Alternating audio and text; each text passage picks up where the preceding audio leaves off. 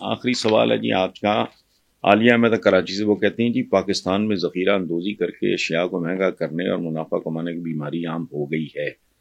پہلے تو چند بڑے ذخیرہ اندوز ہوتے تھے، اب گلی محلے کے دکاندار بھی ذخیرہ اندوز بن بیٹھے ہیں. کردار کی یہ کمزوریاں کیا کبھی ہمیں ایک باوقار قوم بننے دیں گی؟ عالیہ بیٹا، آپ ظاہر ہے عمر نہیں اس میں لکھی، تو میں زیوم کر رہا ہوں کہ مجھ سے زیادہ ایج آپ کی کیا ہونی ہے. تو پہلی بات یہ ہے کہ آپ نے ایک لفظ استعمال کیا باوقار قوم. باوقار تو بہت دور کی بات ہوتی ہے، ہم تو آج تک ایک قوم نہیں بن سکے. پولیٹیشین کسی بھی قوم کا چہرہ ہوتے ہیں. جو حال ہے ان کا، جہاں تک یہ اس ملک کو لے آئے ہیں، تو باوقار قوم. آپ پہلے قوم بنے، قوم کو پھر ایجوکیٹ کیا جائے. تعلیم، تربیت، گرومنگ، مختلف درجے ہیں. اس کے بعد اور انصاف دیا جائے. یہ یاد رکھیں. ایک غیر منصفانہ معاشرے میں جو اقتصادی طور پہ، معاشی طور پہ بھی غیر منصفانہ ہے، عدالتی نظام آپ کے سامنے ہے، تکے کھاتا پھر رہے ہیں. یا بھی ہمارے چیف جسٹس نے یا جی او آر میں ججز نے تجاوزات کی ہوئی. جی او آر میں باہر اپنے گارڈز کے لیے ڈبے ڈبے کھڑے کیے ہوئے، کیا بنایا انہوں نے کہا کہ اس کو بلڈوز کرو. تو قوم شوم والا تو ابھی تک کھاتا کوئی نہیں ہے. تھے تو ہم دیکھو، اندازہ لگاؤ آپ، قوم آدھی علیحدہ ہو چکی ہے. 71 کا سانحہ یاد نہیں ہے آپ کو؟ Fall of Dhaka. Fall of Dhaka کیا ہے؟ Fall of nation. اب وہ ایک علیحدہ انڈیپینڈنٹ ملک ہے اور ہم سے بہتر ہے. یہ کیسی کمال کی بات ہے؟ ہم کہتے تھے کالے پیلے بنگالی بچے جننے کے علاوہ کام کوئی نہیں، یہ نہیں وہ نہیں. تو کیا ہوا؟ تو یہ اچھا، اگلا جملہ میں اس یقین کے ساتھ بات کر رہا ہوں کہ آپ ابھی کم سن ہو اور کم عمر ہوا.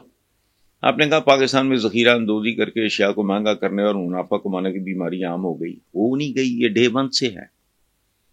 پاکستان جب بنا تو دو چیزیں مرز وجود میں آئیں: جعلی کلیم، جعلی ذاتیں. چپڑکن آتی ہے بھی، کوئی سید بن گیا، کوئی رانا بن گیا، کوئی پٹھی بن گیا، کوئی راجپوت بن گیا، کوئی شیخ بن گیا. یہ ہوا. جعلی کلیموں کی کہانی بھی سب کو پتا ہے. اس پہ ایک کتاب بھی ہے، اس کا نام بھول رہا ہے. تو ڈے ون سے ہے یہ. ہمارا ایک گانا ہے بر صغیر کا، انڈین فلم کا ویسے، اس دنیا میں سب چور چور. کوئی پتہ نہیں جوتا چور، کوئی مرغی چور، کوئی اس طرح کا. اور یہ مہنگائی والا کام جو ہے، اور منافع کمانا بری بات نہیں ہے. ذخیرہ اندوزی یہ کرمنلز کا، یہ جانوروں کا کام ہے. منافع ظاہر ہے کاروبار اسی لیے کرتا ہے نا بندہ، تاجر، دکاندار، یہ جتنے لوگ ہیں منافع کے لیے کرتے ہیں نا. منافع اگر حدود کے اندر ہو تو قابل برکت ہے، یہ آسن ہے. لیکن جس طرح ہم کرتے ہیں، اور میں بچپن سے دیکھ رہا ہوں، آپ اپنے بزرگوں سے پوچھ لینا، رمضان میں مہنگائی، یعنی کتنا بڑا لعنتی ہوگا ایک آدمی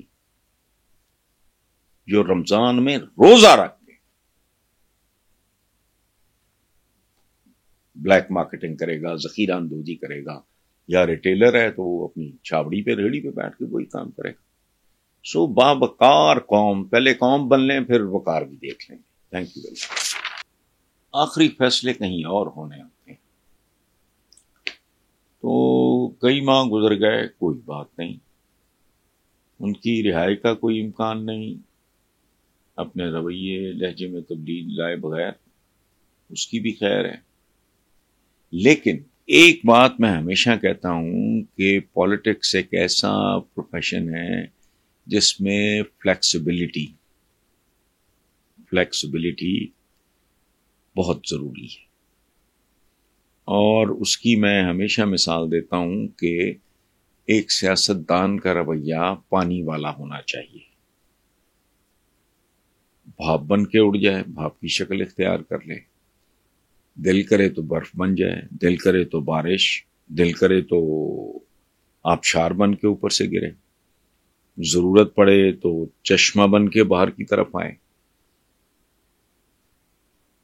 پھر ضرورت محسوس کرے تو کبھی بادل کا روپ دھار لے. سو پانی کی طرح یہ لکڑی، لوہا، پتھر ٹائپ نہیں ہوتا. اور یہ سنت بھی ہے ہمارے آقا کی. صلح حدیبیہ کے حوالے سے اگر آپ دیکھیں، پھر فتح مکہ کے موقع پہ ایویں تو نہیں ان کو رحمت اللہ العالمین کہتے، حالانکہ ان میں سے کسی ایک کی گردن اس کے سر پہ نہیں ہونی چاہیے تھی. وہ سندھ کو بھی معاف کر دیا جس نے حضرت امیر حمزہ جیسی خوبصورت عالی شان شخصیت کی ڈیڈ باڈی کی بے حرمتی کی تھی. تو سیاست میں جیسی بھی ہو، اچھی ہو بری ہو، پاکستانی سیاست جیسی ہے آپ جانتے ہیں میرا کیا اوپینین ہے اس میں، فلیکسیبلٹی. دوسری بات یہ ہے کہ there comes a level, flexibility کا بھی ایک ڈیفینیٹلی ایک لیول ہوتا ہے کہ beyond this I will not go.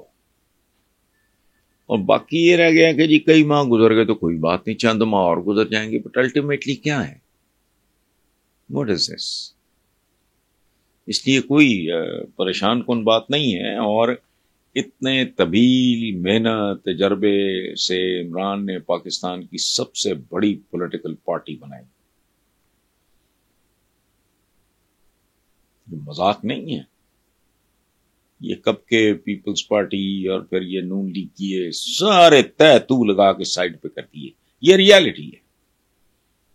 ایک آدمی جس نے پوری زندگی ایک رول ماڈل کے طور پہ گزاری، کرکٹر تھا، اس میں اپنا پیک، اس کے بعد وہ ویلفیئر کی طرف آیا، چین بنا دی. شوکت خان یہ خالہ جی کا باڑا ہے، اس نے تو کوئی جاتی عمرے شاتی عمرے نہیں بنایا. اور یہ کچھ لوگوں کی عادت ہے، وہ بھونکتے ہیں.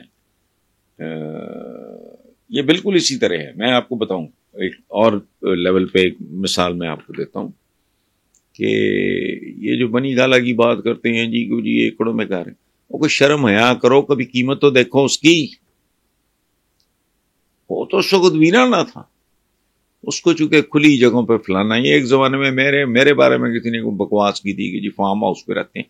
وہ بھائی آج سے 25 سال پہلے جب ہم نے وہ خریدا اس کو تو زمین کا ریٹ کیا تھا.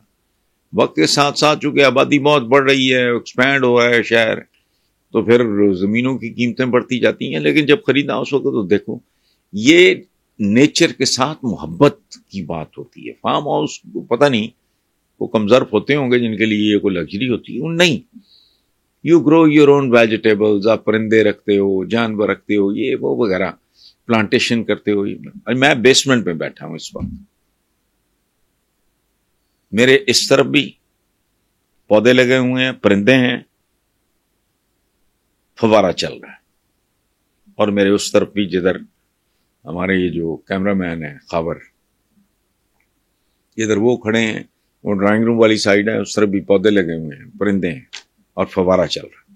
یہ لیکن بہرحال جنہوں نے کیڑے نکالنے ہوں، کم ظرف ہوں، انہوں نے تو کرنا ہی ہوتا ہے. باقی کوئی بات نہیں، جہاں اتنے مہینے گزر گئے چند مہینے اور صحیح، باقی آخری فیصلہ تو کہیں اور ہونا ہوتا ہے. وہ جو بھی ہوا، وہ ایک ایسا آدمی ہے جس نے جس فیلڈ میں ہاتھ لگایا ہی ڈیڈ ونڈرز. ختم. پاکستان میں کوئی دوسری مثال نہیں کہ ایک آدمی 3 مختلف 4 میدانوں میں، ورلڈ کپ کدھر ہے، شوکت خانم کدھر ہے، نمل یونیورسٹی کا صحت کے ساتھ کوئی تعلق نہیں ہے، وہ تعلیمی ہے، اور پھر پالیٹکس ہے. وہ یار 4 میدانوں میں ایک آدمی کی فتوحات آپ وہ انکار ہی نہیں کر سکتے. وہ کمینے سے کمینہ دشمن بھی ہو تو اس بات کو انکار نہیں کر سکتا. لیکن بہرحال ہمارے